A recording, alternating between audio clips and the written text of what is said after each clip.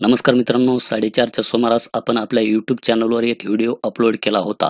तर यामध्ये मी माहिती दिली होती की लाडकी बहीण योजनेची जी काही ऑफिशियल वेबसाईट आहे, या वेबसाईटवर अर्जदार लॉगिनच्या बाजूला तिथे ई-के-वाय-सी सत्यापन अशा प्रकारचे नवीन ऑप्शन त्यामध्ये जोडण्यात आलेले होते. आणि आता जर आपण पाहिलं तर ते जे काही ऑप्शन आहे ते ऑप्शन यामधून काढून टाकण्यात आलेले आहेत. तर मित्रांनो, मी सहज 4च्या सुमारास या वेबसाईटवर आलो, तर त्यावेळेस मला ते ऑप्शन पाहायला मिळाले. आणि मी पूर्ण व्हिडिओ बनवल्याच्या नंतर ज्यावेळेस व्हिडिओ हा यूट्यूबवर अपलोड केला, तर 5 मिनिटामध्येच हे जे काही ऑप्शन आहे ई-के-वाय-सी सत्यापनचे, हे ऑप्शन यामधून काढून टाकण्यात आले. तर यामध्ये बऱ्याच जणांचा माझ्याविषयी गैरसमज हा निर्माण झालेला असेल की मी जो काही व्हिडिओ अपलोड केलेला आहे तो चुकीचा आहे. तर त्याचा खुलासा करण्यासाठीच मित्रांनो मी हा व्हिडिओ परत घेऊन आलेलो आहे. तर त्यासाठी व्हिडिओ हा शेवटपर्यंत नक्की पहा, कारण की मी तुम्हाला चुकीची माहिती ही दिलेली नाही.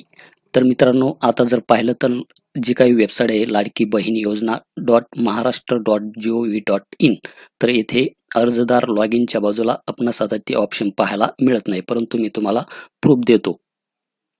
तर मित्रांनो, आपण येथे या व्हिडिओमध्ये पाहू शकतात, हा व्हिडिओ मी स्क्रीन रेकॉर्डद्वारे रेकॉर्ड केलेला आहे.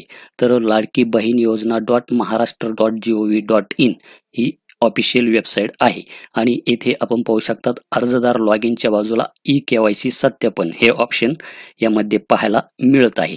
टायमिंग सुद्धा इथे खाली पाहू शकतात की 3:55 तारीख आहे 31/7/2025 आपण इथे खाली पाहू शकतात. तर मी हा जो काही व्हिडिओ आहे हा थोडासा पुढे घेतो. तर इथे आपण पाहू शकता ई-के-वाय-सी सत्यापन. आता हे पहा, ई-के-वाय-सी सत्यापन. तर इथे आपण लक्ष द्या. वेबसाईटचा URL चेंज झालेला आहे. आपण इथे पाहू शकतात hubcommute.in आणि इथे आपण पाहू शकतात की लाडकी बहीण योजनेविषयी ई-के-वाय-सी सत्यापन. आपण हा व्हिडिओ पाहू शकतात मी ज्यावेळेस शूट केला होता. तर मित्रांनो, ही जी काही लिंक आहे ही लिंक मी आता गुगलमध्ये टाकून पाहतो. तर गुगलमध्ये मी ती लिंक टाकलेली आहे आणि इथे मी एंटर करतो. एंटर केल्याच्या नंतर आपण पाहू शकतात की मी जो काही व्हिडिओ बनवलेला होता, तर इथे आपण पाहू शकतात की ई-के-वाय-सी मुख्यमंत्री माझी लाडकी बहीण योजना. तर आता इथे थोडासा वेबसाईटमध्ये चेंज झालेला आपणास पाहायला मिळत आहे. तर मित्रांनो, सुरुवातीला जर आपण पाहिलं तर तिथे आधार कार्ड क्रमांक, आधार एनरोलमेंट ID आणि व्हर्च्युअल ID हे 3 ऑप्शन पाहायला मिळत होते.